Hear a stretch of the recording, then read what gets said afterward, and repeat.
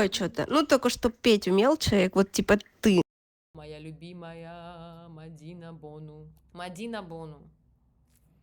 Так, ладно. Ну, Маяшкина, давай. Я надеюсь, сейчас все будет хорошо. Значит, традиционные национальные истории. Я думаю, что я просто, чтобы погрузиться более-менее в информацию, я посмотрю отдельно сама еще раз просто. А для вас по-быренькому пробежимся, да, именно по выступлениям, чтобы тоже опять не был ролик на 2 часа. Хотя он и так будет на 2 часа. Вай, какая красавица, да?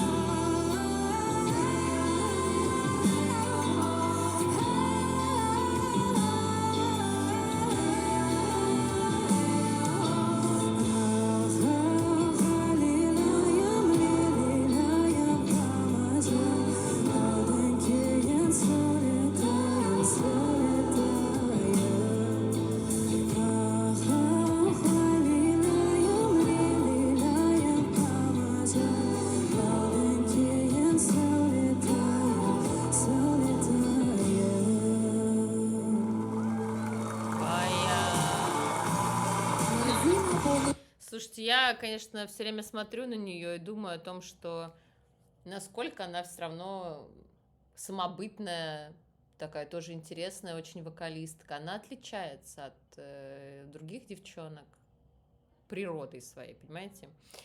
Поэтому я, конечно, с каждым эпизодом все больше и больше начинаю думать о том, что она моя фаворитка в этом конкурсе.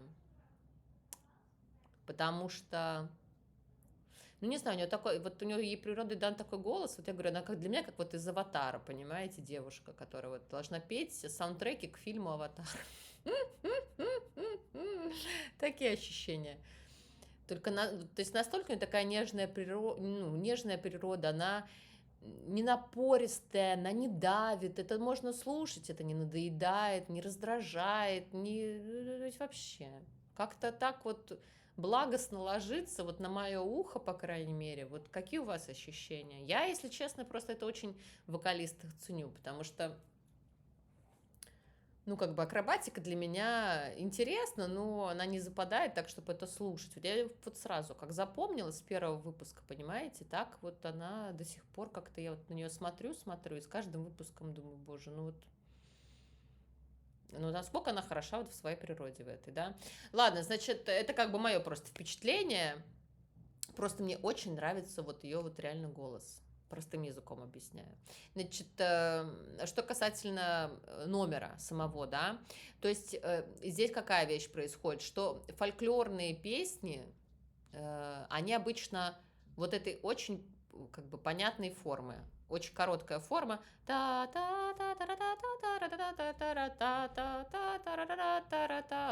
потом опять это может быть все что угодно. У нас то же самое в фольклоре происходит, да, то есть это может быть из куплета в куплет какая-то история рассказываться, да, то есть здесь смысл именно в тексте, как правило, да, то есть повествуется какая-то история, и она вот в этой простой, постоянно повторяющейся форме происходит, да, поэтому о том, что это конкурсная песня, нам говорить не приходится. С формой здесь все понятно. Вот что можно было приукрасить именно в качестве конкурсной основы, да, и вот она в конце сделала такой вот вокализ.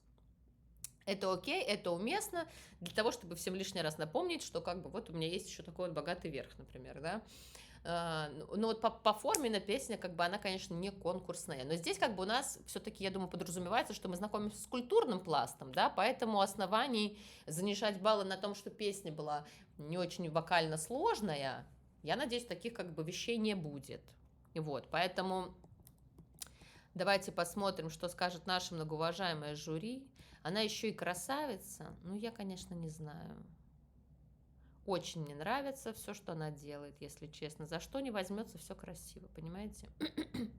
При этом я надеюсь, что у нее и со своим творчеством все будет в порядке, да, с собственными песнями, потому что это, конечно, очень важно. Конкурсы заканчиваются, а дальше мы что делать будем? Непонятно. Вот, поэтому поехали. Это уже не оценки, да? Он. Turkmenistan. Siz ne deysiz? Upayınız. 10 upay. Оңтүстік Корея. 8. Вот откуда эта восьмерка? За что? Что не так? Я не понимаю. Объективно восьмерку можно поставить только за то, что песня была несложной. Но это фольклорная форма такая, она такая. В ней важен больше смысл, чем развитие мелодий, там, да, и какие-то, ну, то есть, естественно, в старину об этом не думали. Это было как повествование, передачи смыслов каких-то там, ну, что угодно, из поколения в поколение. У нас же тоже есть такая песня. Сейчас. Дружочек мне, а я его поцеловала. Он шатара и домой, да. Потом опять да, вот гармошечка играла, таратира, таратара. Я уже текст не помню, боже, я это просто пела в хоре в народном. Это было вообще черти когда в мое студенчество. Тара-тара, все опять. Та-тира-тира, что-то, да, про миллионок мне. Ну, короче, там что-то, в общем, история любви, да, что вот он колечко не взял и все такое. И вот эта вот форма. И там ее раскладывали на голоса, и в этом как бы, да, был прикол, смысл, но, конечно же, в первую очередь повествование. Вот за что восьмерка? Тажикстан. Тажикстан. Қане. 10 ұпай. Малайзия. 10 ұпай. Қырғызстан. 12 ставь. 10 10. ұпай. Ну ладно. Армения. За тобою, Арарат. 12 ұпай. Рахмет. Грузия. Рахмет. 10 ұпай. Ну, зато десятки сегодня ставят. Видите, как хорошо. 8. Ну вот, что это такое? Вот что это такое, понимаете? Монголия. Нет, мне интересно, подождите. То есть, получается... Блин, сейчас я начну нести, конечно. 8. И Монголия 80, да. және соңғы төрешіміз Әзербайжан. Ұпай саны. 8. Рахмет. Дауыс. Это очень низкие оценки. Это очень низкие оценки. Они поставили, то есть за выбор песни. Хорошо, у меня следующий вопрос. А конкурсанты, они как бы сами выбирают песни или им дают их? Тоже, да, момент? Единственное, за что здесь реально можно поставить восьмерку, Это само фольклорное произведение. Так что, вы хотите сказать, что оно какое-то плохое или что? Ну, конечно, нет, вряд ли это жюри хочет сказать. Просто тогда мы говорить должны о том, что нужно подбирать максимально конкурсные песни, да, или как-то аранжировать их так, чтобы это было вот, ну, хотя вот как эту песню, ну, там, не, ну, можно, наверное, да, но этим нужно заниматься тогда явно не неделю, сколько у них времени на подготовку было, чтобы придумать что-то из ну, как бы из невокального сделать вокальное. Модуляцию можно было добавить, самое, да, вокализы какие-то штуки. Ну, а потом давать какую-то там экспрессию супер на верхах кричать, ну, зачем, если эта песня не подразумевает ни ее смысл, ни ее повествование, ни ее мелодия, очевидно. Это очень... Беру аяқталды. До свидос, конечно, полный вообще. Я не понимаю, как это работает. Очень низкие баллы. Мишель. Так, давайте, Мишель, поехали. Әмбебап банк, халық банкі.